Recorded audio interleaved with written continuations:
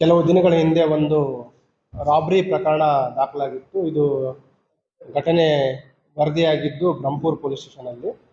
ಅದರಲ್ಲಿ ನಮ್ಮ ಏನು ಆರ್ಚಿಡ್ ಮಾಲ್ ಇದೆ, ಆರ್ಚಿಡ್ ಮಾಲ್ ಹಿಂದುಗಡೆ ಒಬ್ಬ ನಿಯರ್ಲಿ 60 ಇಯರ್ಸ್ ಅವರು ಬೈಕ್ ಮೇಲೆ ಹೋಗ್ತಾ ಇರಬೇಕಾದ್ರೆ ಅವರನ್ನು ಅಡ್ಡಗಟ್ಟಿ ಅವ್ರ ಮೇಲೆ ಮಾರಣಾಂತಿಕ ಹಲ್ಲೆ ಮಾಡಿ ಅವ್ರ ಕಾಲುಗಳ ಮೇಲೆ ಕಲ್ಲನ್ನು ಎತ್ತಿ ಹಾಕಿ ಅವರಲ್ಲಿರುವ ಮೊಬೈಲ್ ಮತ್ತು ಹಣ ದೋಚಿಕೊಂಡು ಹೋಗಿರೋದ್ರ ಬಗ್ಗೆ ದೂರೆಲ್ಲ ಬರುತ್ತೆ.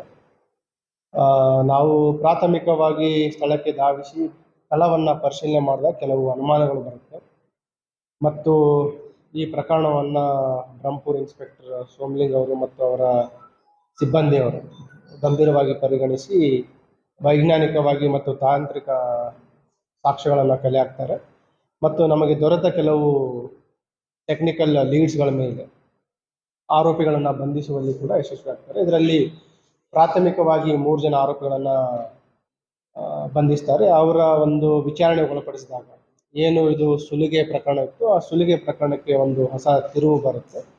ಇದು ದರೋಡೆ ಮಾಡಲಿಕ್ಕೆ ಆಗಿರುವಂಥ ಪ್ರಕರಣ ಅಲ್ಲ ಮತ್ತು ಏನು ವೈಯಕ್ತಿಕವಾಗಿ ಒಂದು ಸುಪಾರಿ ರೀತಿಯಿಂದ ಹಲ್ಲೆ ಮಾಡಿರುವಂಥ, ಸುಪಾರಿ ಪಡೆದುಕೊಂಡು ಹಲ್ಲೆ ಮಾಡಿರುವಂಥ ಮಾಹಿತಿ ತನಿಖೆಯಿಂದ ಹೊರಬರುತ್ತೆ.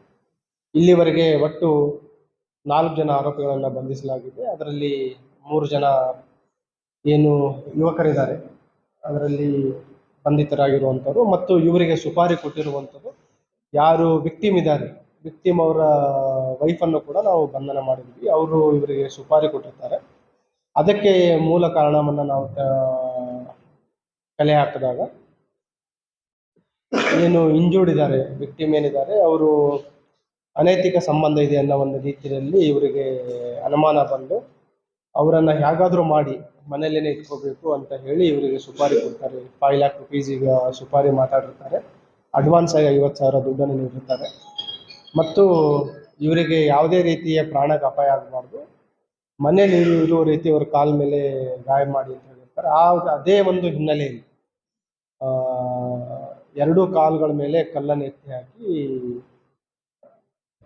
ನಡೆಸಿರುವಂಥ ಈ ಒಂದು ಘಟನೆ.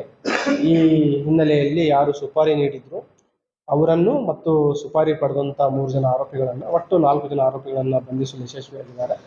ಮತ್ತು ಇದೊಂಥರ ಗಂಭೀರವಾದ ವಿಚಾರ ಆಗಿತ್ತು. ಯಾಕಂತಂದರೆ ಕೆಲವು ಸ್ಥಳೀಯರು ಅಲ್ಲಿ ತುಂಬ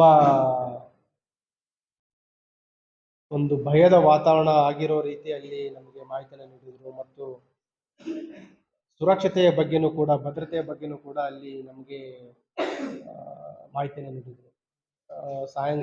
ಸಂಜೆ ಅರೌಂಡ್ 10:15 ಈ ರೀತಿ ಇನ್ಸಿಡೆಂಟ್ ಆದರೆ ಏನು ಅನ್ನೋ ರೀತಿ ಕೆಲವರು ನಮಗೆ ಹೇಳಿದರು.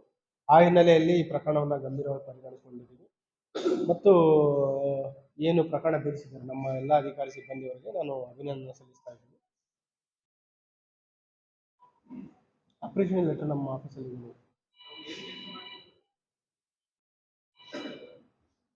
ಇವರೇನು ಕೆಲಸ ಮಾಡ್ತಾ ಇದ್ದಾರೆ, ನಿಮ್ಮ ಟೀಮ್ ಎಲ್ಲ ಬಂದು ಹೇಳ್ತೀನಿ ನಿಮ್ಮೆಲ್ಲ ಉತ್ತರಗಳು.